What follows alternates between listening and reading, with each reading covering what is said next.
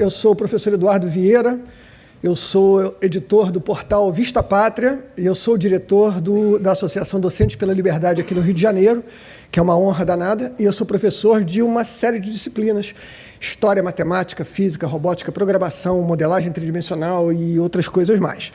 O meu trabalho é muito voltado para a multidisciplinaridade, por isso que eu trabalho em várias áreas simultaneamente, todos voltados para a educação infantil. Mas aqui eu vou falar sobre outra coisa, né? Aqui eu vou falar um pouquinho, que eu acho que é uma mensagem que vale a pena ser trazida e, curiosamente, de forma introdutória, mais adequada ainda, né? Que eu vou falar um pouco sobre a nossa missão nesse grande combate que nós estamos enfrentando, né? Nessa grande luta que, na verdade, todo o Ocidente está enfrentando, né? Não é uma questão meramente política aqui do Brasil, é uma questão muito maior. Na verdade, é muito maior ainda. Tudo começa com a estrutura humana. Na estrutura humana, nós temos, desde que o ser humano botou os seus pés aqui na Terra e começou a agir enquanto sociedade, nós temos uma coisa chamada ressentimento. Desde lá de trás, né, na época das cavernas, você tinha aquele cara que não era fortão e quando ele saía para caçar, ele não conseguia jogar a lança dele para acertar lá o antílope e ele voltava sempre de mãos abanando. Desse cara, esse cara, na verdade, era um grupo. E esse grupo de, vamos dizer assim, de incompetentes naquela tarefa fundamental, ele se dividia em dois. Tinha um incompetente que dizia, realmente eu não dou para isso não, mas eu tenho aqui umas boas ideias, eu vou fazer um sistema de irrigação aqui na minha caverna, eu vou matar os piolhos, eu vou caçar barata. E tinha um outro que dizia assim, isso é injusto. Por que eu não tenho um braço gigantesco? Por que só aqueles caras ali conseguem caçar? Eu quero, na verdade, que a nossa tribo aqui comece a questionar a veracidade, a integridade desses caras. Porque, no final das contas, eles caçam muito bem, mas eles são do mal. E eles começam, então, a sabotar o seu próprio sistema interno. Isso parece muito com o que a gente vê hoje, né? Isso parece muito com o socialismo. Isso parece muito com o regressismo. Porque é exatamente a mesma coisa.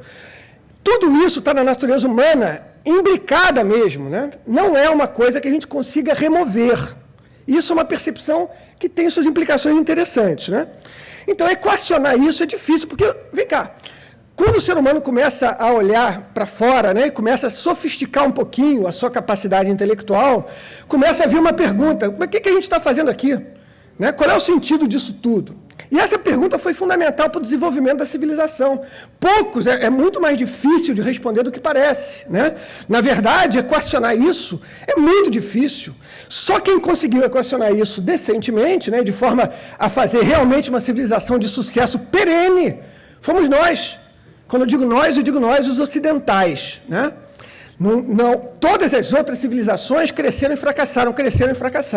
E nós crescemos e atingimos um desenvolvimento humano, social e tecnológico nunca antes visto na história da humanidade nesse planeta. Por quê? Porque nós tivemos algumas ajudinhas, né? Então, a nossa civilização é baseada em cultura grega, é baseada no direito romano, mas, fundamentalmente, nós tivemos uma introdução de um elemento novo, né? De um elemento que permitiu fazer o amálgama da humanidade dentro de determinados conceitos que eram completamente vencedores e absolutamente fundamentais para que a gente se desenvolvesse perenemente como civilização, que é o cristianismo. Nós somos a única civilização que teve a mão divina dizendo assim, olha só, vocês estão indo por um caminho bom, mas a verdade está aqui, ó, e está aqui meu filho para explicar isso para vocês. E isso fez toda a diferença.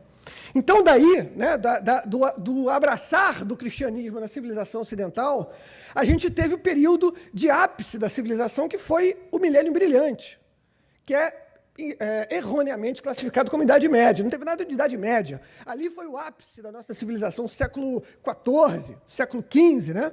E daí foi ladeira abaixo, com iluminismo e barbaridades, que foram trazendo materialismo e diluindo cada vez mais em fatias a noção de transcendentalidade. Então, se o ser humano é composto por três esferas, a esfera material, a esfera intelectual e a esfera transcendental, essa terceira esfera foi removida gradativamente da nossa noção de sociedade. E com isso, bom, a gente perdeu a nossa conexão com o divino. Perder a nossa conexão com o divino não é simplesmente a gente parar de ir à igreja. É a gente começar a achar que nós somos muito mais do que nós de fato somos. e a gente começar a achar que a gente pode tudo aqui no planeta Terra, e a gente achar que a matéria resolve qualquer problema.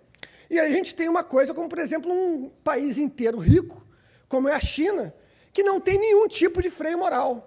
Então, esses caras fazem qualquer coisa. Eles pegam criança, fatiam, misturam com porco, enxertam um fígado humano num abacate e vão ver o que dá.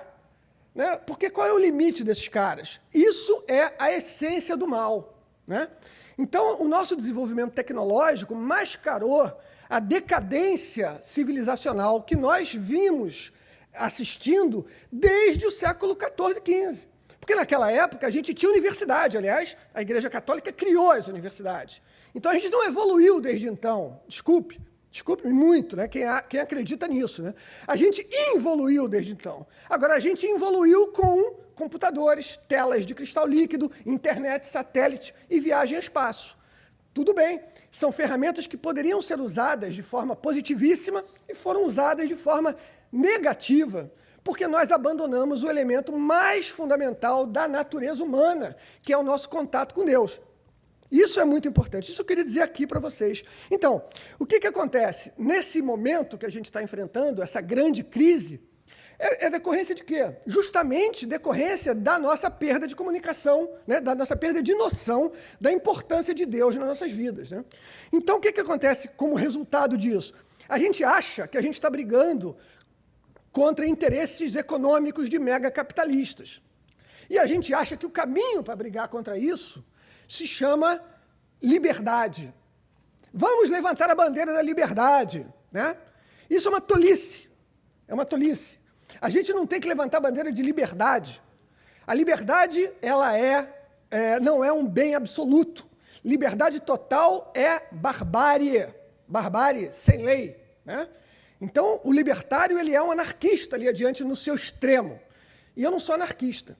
Então, qual é a bandeira que a gente tem que levantar? Qual é a luta, de fato, que está acontecendo no mundo hoje, camuflada sob uma grande cortina de fumaça?